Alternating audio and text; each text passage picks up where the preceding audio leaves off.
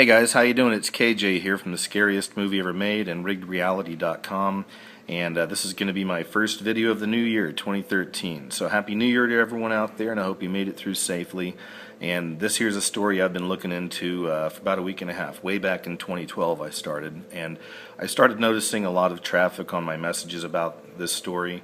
I had some people send me questions about it, and this guy wasn't even on my radar, nor was the story. And then I had some subscribers send me some videos.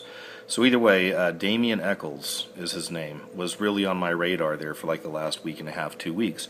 So I've been looking into it, and I found some really interesting things, and I want to share that with you.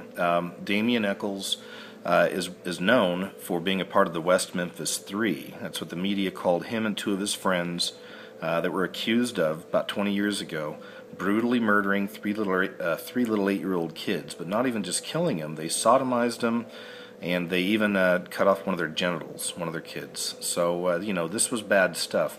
And back then, there were even a lot of connections to some kind of a satanic ritual, all right? That's what made this story so huge. There have been 3 documentaries made about it. These guys were just released about a year ago, so they did around 20 years or so. Damien Echols, kind of the main dude, I guess, he's just released a book. They released a movie about it recently called Devil's Knot with Reese Witherspoon in it, so it's going to be pretty big, so I'm guessing. So, you know, the point is, man, they're getting a lot of press. A lot of celebrities are hanging out with these guys. We're going to get into all that stuff, okay? I'm just kind of show you everything that's going on with these guys. And, you know, we're gonna look into, you know, what's important about Damien Echols in this story right now. You know, what's bringing out all these celebrities? What's the big deal? Okay. Anyway, so without further ado, let's just go ahead and jump right in. I thought it was interesting because the first video I looked at about these guys was an interview that Damien Echols did on The View not long ago. Okay, so you know that's what you're looking at right now. That's The View. T-H-E. There's the V. It's all upside down. I-E-W. All right, The View. I'm going to play it out for you in a little bit in normal time. You'll see how it flips. And it goes really quick, all right? It goes really quick, so it's like it's stuck at the 3-second mark right there, but it's not exact anyway. So you can play with it, you know, yourself if you want to try to figure it out sometime. But there's what it is, and you can see clearly what we have here. We got the Illuminati pyramid, right? So here's the pyramid. That's the upside down V for The View. Right here in the middle, it's interesting. It says empower. That's the word that comes up. And all through here, it even looks like the bricks. It's kind of crazy, like in the pyramid, right? So here's the pyramid. And I also thought it was interesting that with the E's, they did lines all the way through. So it kind of flips up as 2 crosses. And then you've got your Illuminati pyramid there. Thought that was kind of wild, right? So, and, you know, just in case you're new to my videos, this is what I do. I show a lot of the times I'll show the language of symbols. It goes back with the Illuminati and the Masons, with the kind of stuff I focus on. But it's really been around forever. I mean, Sumerian text, Egyptians. Even you can go on YouTube here and watch clips from a show called Gangland, G-A-N-G-L-A-N-D. I've probably seen every episode on YouTube I can find, or every clip. It's a really interesting show. They just profile different gangs all around, from every race, every religion, every whatever, but just different gangs. And that's one thing you'll find is these guys understand the language of symbols. You know, I mean, they've created their own language of symbols. And that's one thing that connects every gang I've ever seen, you know, is they all understand the real language of symbols, and they're utilizing it, okay? So that's what's happening here. This right here is another example of the language of symbols. You'll find the Illuminati pyramid in a lot of things, and there it is. So let's go ahead and get started. We're going to go and show his interview here. We'll talk a little bit about your experience being in solitary. I want to let everyone know that your glasses are actually, because you spent so long in solitary confinement, that the light is something that you're quite sensitive to. I didn't see sunlight for almost a decade. Okay. That's not usually what we think of solitary confinement, that you usually you let out into the yard for a while. That didn't happen? No, that's only on TV. They say you're allowed out of your cell for an hour a day, but what that means is they take you out of your cell and put you in another cell. Oh, I see. I want to go over some of the details. In 1993, 3 8-year-old boys, as we heard, Christopher Byers, Stephen Branch, and Michael Moore, were savagely murdered. You and your friend Jason Baldwin, along with an acquaintance, Miss Kelly, were arrested for this crime within days, I believe. What led initially the police to arrest the 3 of you? A lot of it was just because we came from a really small, hardcore. Here's what I was talking about. Pay attention right here to his answer. And again, you'll see this come up, same idea, all over the place. Fundamentalist town where we did not fit in. Okay. Just the way we looked, the You were music we outsiders. listened to. Exactly. It automatically put a target on our backs. And then the police actually labeled you as the ringleader, correct? As this group. How so? I think it was mostly because I was the one the media chose to focus on. You know, you could obviously tell by looking at Jesse Miskelly that he was, you know, not highly functioning, so he wasn't that frightening. Jason Baldwin looked like a typical 16-year-old kid, so he wasn't that frightening. They thought I was the one that looked the most sensational, so I was the one they focused all the attention In on. 1993, I mean, law enforcement was just learning about satanic cults, and they were attributing all of these, you know, murders that were unusual to satanic cults. They said that you, as the ringleader, were a member of a satanic cult. Were you? No. You know, we were no more Satanists than the people they hung in Salem were Satanists. You know, we were no more Satanists than the people they hung in Salem were Satanists. Now, let me refer you back to your statement that you gave Officer Ridge. Did you tell him in that statement that you had been a member of a white witch group for 5 years? No, Okay. I've never been a member of any group. And so if he put that in his report, you're saying that's inaccurate. Yes, I am. He made that up. Yes, I am. On question number 9, how do you think the person feels that did this? The answer was probably makes them feel good, gives them power. Now, I guess Officer Ridge said that too. No, I use common sense on that. Okay. If someone was doing it, then they must have wanted to.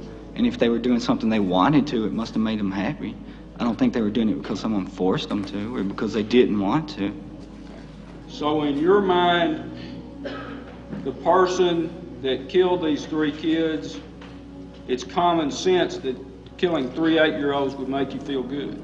Whoever did it, it must have. Did you also tell him that each person had a demonic side to them? I believe every person has a good side and a bad side, yes. Well, were those your words when you referred, when he's got written down here, he stated that there was no control of the demonic portion of people? He asked me, did I think there were some people that could not control that side? I said, yes, I guess there is. It also states that Damien stated that the younger the victim would be more innocent, and in turn more power would be given the person doing the killing. Right. Okay. Did you say that? Yes. Okay, those are your words. Mm-hmm. Well, did you pick that up when you were studying to be a Catholic? No. I saw that on several movies, books. Question number 11, when he asked you, how do you think they died? And its answer is mutilation, cut up all 3, heard they were in the water drowning, cut up one more than the others. Is that, again, what Officer Ridge said and you just agreed? No, I had saw that on TV, newspapers, people talking. And you knew it about the drowning, correct? I knew they were in the water. I didn't know that they drowned. You knew that one was cut up more than the others? He asked me, was it possible? He said, do you think one was hurt worse than the others? I said, yeah, I guess. So again, that particular area is one of those things where Officer Ridge told you and that wasn't your response.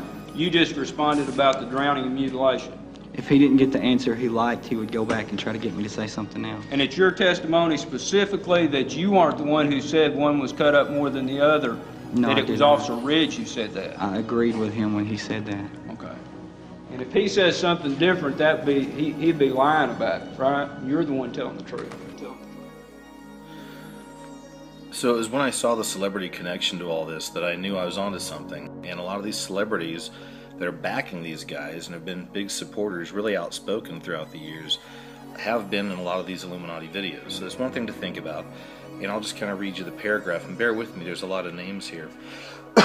But it says, but what about the Free the West Memphis Three movement? Would thousands of supporters still be rallying, donating money, proclaiming their innocence 18 years later if they weren't really innocent? And it says, what about the celebrity supporter?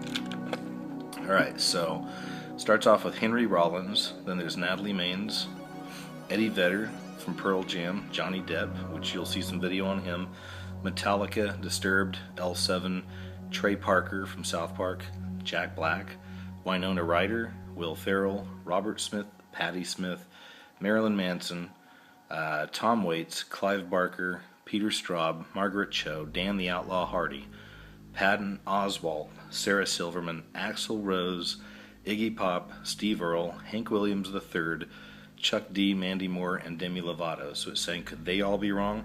I love how they ended it, that whole list, with Mandy Moore and Demi Lovato, you know? Like there's nothing going on here. It's Mandy Moore and Demi Lovato, but Demi Lovato has been in a few of my videos too, with Illuminati stuff. So anyway, just keep all that in mind. So there you go, guys. It was when I saw this huge celebrity connection that I knew there had to be something else going on. So check out the rest of this. Alright guys, so here's a story from Friday, December 28th, 2012, just a few days ago. And it's Damien Echols of West Memphis Three still fights for justice and exoneration with his new movie. And this is page 2 of 2, but anyway, I'll just kind of jump down right here. It says, you do have a small-town police force and justice system in Arkansas. Then you have a public that is outraged, terrified by the killings, Jackson recently told newspapers. And you've got the satanic panic issue that you also throw into this, and it works up a fervor of terror. So this is just some of the guys talking about the movie or whatever, but again, they keep going back to this satanic panic. When you're looking at something like this and you're assessing a situation like this, which is so unjust, unfair, you know, I mean, it's on all sides, you make a decision, you know, and it's very simple, you know, for everybody who saw those initial documentaries, you make a choice. Am I gonna watch the thing and go, oh wow, that's really horrible, and then, you know, go out and get a milkshake, or am I gonna go, you know what, that's just, you know, it's, I can't, I'm unable to swallow that. We were getting ready to do an interview a while ago, and the first thing Johnny says is, when this is over, we've got to find a tattoo parlor. You know, it's one of those things. He didn't just support us while we were in prison. He's been with us every single step of the way since we've gotten out. He's become like a brother to me. And that's one of the things we always do, you know, just as part of that bond, is whenever you get tattoos like that, it's something that both of you carry with you through the rest of your life, and it's really meaningful.